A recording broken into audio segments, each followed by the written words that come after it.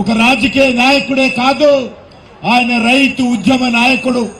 ఆయన గుజరాత్ లో రైతుల సమస్యల మీద స్వాతంత్రం రాకముందే ఆయన పోరాటం చేసినందుకు ఆయనకు సర్దార్ అనేటువంటి బిరుదు వచ్చింది. ఈ రోజు సర్దార్ వల్లభాయ్ పటేల్ అంటే కాంగ్రెస్ పార్టీకి నొప్పి, కాంగ్రెస్ పార్టీకి బాధ. సర్దార్ పటేల్ గొప్పతనం అంటే కాంగ్రెస్ పార్టీకి నచ్చదు.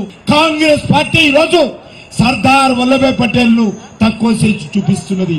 మన తెలుగు బిడ్డ అయినటువంటి పివి నరసింహారావును తక్కువ చేసి చూపిస్తున్నది. సుభాష్ చంద్రబోస్ అంటే తక్కువ చేసి చూపిస్తుంది.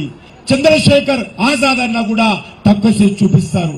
అందుకే ఈ రోజు భారతీయ జనతా పార్టీ నిర్ణయించింది, ఈ దేశం కోసం, దేశ అభివృద్ధి కోసం బ్రిటిష్ వాళ్ళ వ్యతిరేకంగా పోరాటం చేసినటువంటి అమరవీరుల చరిత్రను ఈ తరానికి, నవతరానికి, యువతరానికి అందించేటువంటి ప్రయత్నం చేస్తా ఉన్నాము.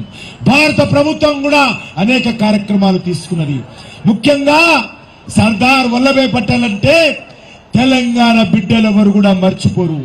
తెలంగాణలో ఉన్నటువంటి ప్రతి తెలంగాణ బిడ్డ ఇప్పుడున్నటువంటి వాళ్ళని భవిష్యత్తులో గాని సర్దార్ పటేల్ చేసినటువంటి మనకు సహాయం, సర్దార్ పటేల్ ధైర్యము, సర్దార్ పటేల్ చొరవ ఈరోజు తెలంగాణలో ఈ 3 రంగుల జెండా ఎగరానికి కృషి చేశాడు.